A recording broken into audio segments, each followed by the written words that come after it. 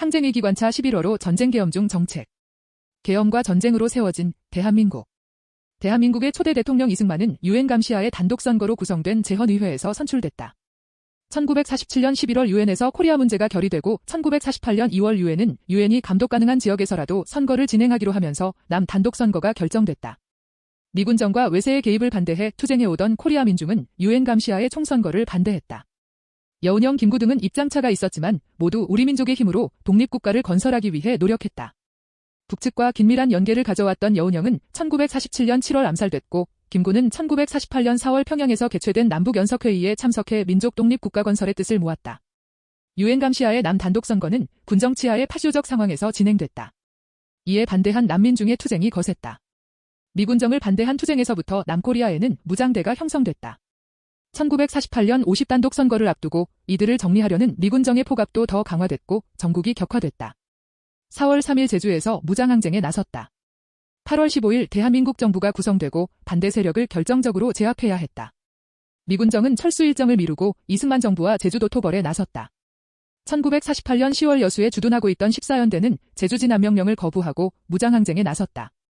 이는 여수 순천 지역의 군민항쟁으로 확대됐다. 이승만 정부는 이에 대응해 정부가 들어선 지 2달 만에 첫 계엄령을 내렸다. 당시 아직 계엄에 관한 법령이 없어서 일제강점기의 계엄법에 해당하는 합의지경을 적용했다고 한다. 계엄령이 제정된 것은 이듬해 1949년 11월 24일이다. 제주 지역의 초토화 작전이 시작됐고 이를 위해 1948년 11월 17일 두 번째 계엄령이 발표됐다. 1948년 12월 12일 3차 유엔 총회에서 대한민국의 유엔 승인이 담긴 결의안 195호가 통과됐고 제주 지역의 계엄은 12월 31일 해제됐다. 계엄령은 전시 사변 또는 이에 준하는 국가 비상사태에 있어서 병력으로서 군사상의 필요에 응하거나 공공의 안녕 질서를 유지할 필요가 있을 때 법률이 정하는 바에 따라 선포하는 명령이다. 당시 남코리아는 무장대가 조직돼 활동하고 있었고 전시 상황에 준했으므로 이승만은 정권을 승인받기 위해 계엄을 선택했다. 제주 민중이 학살당할 때 대한민국 정부의 국무위원들은 자축의 술잔을 들었다. 이승만은 또 북의 정권을 인정할 수 없었으므로 북진 통일을 주창했다. 남쪽에는 무장대와 토벌대 사이에 38선 부근에서도 군사적 충돌이 계속됐다. 평화통일을 촉구하던 세력은 이승만의 정적들이었고 1949년 6월 국회 프락치 사건 등으로 정치권에서 추출됐으며 김구도 1949년 6월 26일 암살됐다. 재헌의회가 역할을 다하고 정식으로 국회를 구성하는 1950년 5월 2대 총선에서 반이승만 세력이 우세를 점했다. 국회에서 대통령을 선출하는 간선제 방식이므로 이승만은 이 결과를 주의하지 않을 수 없었다. 1950년 6월 전쟁 분위기가 고조되는 가운데 북에서는 북남 간 대화를 제의했으나 북의 파견단을 38선 부근에서 체포 구금했다.